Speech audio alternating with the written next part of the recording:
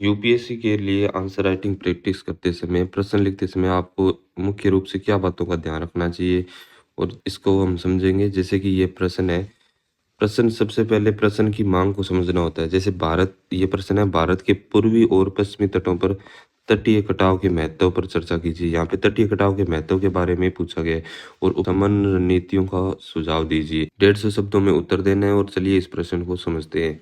भूमिका की बात करें तो भारत के पूर्वी और पश्चिमी तटों पर तटीय कटाव एक महत्वपूर्ण पर्यावरणीय और भौगोलिक घटना है, जिसके कारण अलग-अलग हैं और इसे कम करने के लिए विभिन्न रणनीतियां अपनाई जाती है। तो देखिए प्रश्न के अंदर लिखा हुआ है कि भारत के पूर्वी और पश्चिमी तटों पर तटीय कटाव के महत्व पर चर्चा कीजिए। उत्तर में आपने शुरू किया है, भारत के पूर्वी और पश्चिमी तटों पर तटीय कटाव एक महत्वपूर्ण पर्यावरणीय और भौगोलिक घटना है।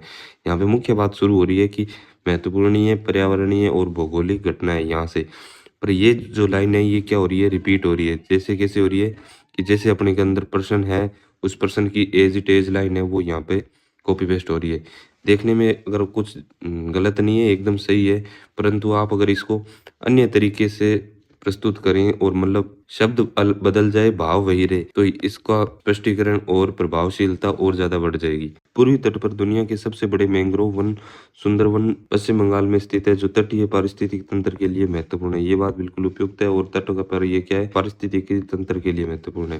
यहाँ प्रमुख बंदरगाह चेन्नई, विशाखापट्टनम, पारादीप और कृषि क्षेत्र है, जो चावल की खेती के लिए उपजाऊ मिट्टी प्रदान करते हैं। इस लाइन को देखें तो ये बिल्कुल, ये तथ्य क्या है, बिल्कुल सही है, तथ्य बिल्कुल एकदम सही है, परंतु ये क्या नहीं है, मांग के अनुरूप नहीं है, संदर्भ के अनुसार ये सही नहीं है। अगर आप इसको देखोगे प्रश्न को अंदर अपने समझ दे तो कि तटीय पर कटाव के महत्व की चर्चा करनी है, पर अपने यहाँ पर क्या लिखा जा रहा है कि यहाँ बंदरगाह कौन से हैं और कृषि होती है। ये भौगोलिक रूप से सही है, उपयुक्त है, परंतु यहाँ प्रश्न की मांग के अनुरूप नहीं है। मतलब प्रश्न के संदर्भ से ये क्या हो रहा है, हट रहा है। इसलिए ऐसे तथ्यों को अपने दिमाग में होते हैं, फिर भी अपने को वहां लिखने की आवश्यकता नहीं होती। अपने को प्रश्न के एज इट इज मतलब लाइन से हटना नहीं होता है, लाइन के अनुरूप ही चलना होता है। आगे देखते हैं, कटाव के कारण पश्चिमी तट आमतौर पर अधिक स्थिर माना जाता है। हाँ, ये पश्चिमी तट क्या होता है, आमतौर पर अधिक स्थिर है, क्योंकि ये क्या है, एकदम तीव्र ढाल वाला, खड़ा ढाल वाला है। ये तट क्या है, अधिक स्थिर है। लेकिन केरल जैसे कुछ हिस्सों मानसून के दौरान तीव्र तरंग क्रिया का के कारण कटाव होता है। मानवीय गतिविधियों जैसे बंदरगाहों का निर्माण, रेत खनन, ड्रेजिंग तलछट के प्राकृतिक संचलन को बाधित करती है। ये बात भी सही है। पश्चिमी घाट के अंदर क्या है, ज्वार नदमुख है। इस क्षेत्र में क्या है, नदियां क्या बनाती है, एस्चुरी का निर्माण करती है, जो क्या करती है, तट को काटने का कार्य करती है। तो ये भी एक यहाँ पे आप पॉइंट लिख सकते हैं। आगे क्या है, समन की रणनीतियां। तटीय कटाव को कम करने के लिए प्राकृतिक और मानव निर्मित दोनों तरह के उपाय होने चाहिए, जो क्या लिखे हैं, सख्त इंजीनियरिंग उपाय। सख्त इंजीनियरिंग में समुद्र तटों, तटबंधों और सुरक्षात्मक संरचनाओं का निर्माण किया जाता है, ताकि तरंग ऊर्जा को कम किया जा सके। ये भी बात सही है। यहाँ पे आप इसको ग्रीन एनर्जी के रूप में इसको मोड़ सकते हैं। कैसे कि यहाँ पे तरंग ऊर्जा को अपने कार्य करके विद्युत ऊर्जा के अंदर रूपांतरित कर सकते हैं। तो ये बात आप नोट करके इसको पॉजिटिव वे में बदल सकते हैं। और यहाँ पे नीदरलैंड के पोल्डर निर्माण का भी उदाहरण दे सकते हैं। और ये दोनों क्या है, इससे एकदम मैच होता है और प्रश्न को और प्रभावी बनाता है। तो ऐसी चीजें आपको क्या करना होता है, इंटरलिंक करनी होती है। जैसे प्रश्न के अनुरूप है, तो विश्व में जो भी उदाहरण है आपको इस स्वरूप के, तो वो आप यहाँ पे छोटे और स्पष्ट शब्दों में लिख सकते हैं।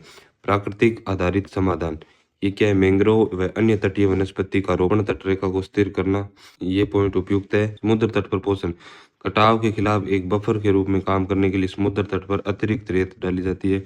ठीक है। नियामक उपाय, इस प्रकार के उपाय है, अगर आप उसको एकदम व्यवस्थित तरीके से लिखते हैं तो वो और प्रभावशाली बनाते हैं। तटीय विकास को विनियमित करने के लिए तटीय विनियमन अधिसूचना 2019 और नो डेवलपमेंट जोन्स कानून लागू किए। सतत विकास, राष्ट्रीय सतत तटीय प्रबंधन केंद्र जैसी पहले बेहतर नीति डिजाइन और प्रबंधन में सहायता करती है। 15वें वित्त आयोग ने कटाव को रोकने और विस्थापित लोगों के पुनर्वास के लिए राष्ट्रीय आपदा प्रतिक्रिया कोष और राष्ट्रीय आपदा शमन कोष के तहत धन आवंटित करने की सिफारिश की है। तो प्रश्न की आपका निष्कर्ष वो है, वो अच्छा है, एकदम बढ़िया बना हुआ है, उपयुक्त है। भूमिका भी आपकी थोड़ी सी इसको और सुधार कर अच्छी बनाई जा सकती थी। ये थोड़ा सा यहाँ पे कार्य करने की जरूरत है। भूगोल के उत्तरों में मैप आवश्यक रूप से बनाना चाहिए। अगर इस उत्तर के अंदर मैप बनाया जाता तो उत्तर की प्रभावशीलता बहुत अधिक बढ़ जाती। तो अगर आप भी अपनी कॉपी फ्री में इवेल्युएट कराना चाहते हैं तो टेलीग्राम चैनल काव्यांश CSC पर अपनी कॉपी भेज सकते हैं।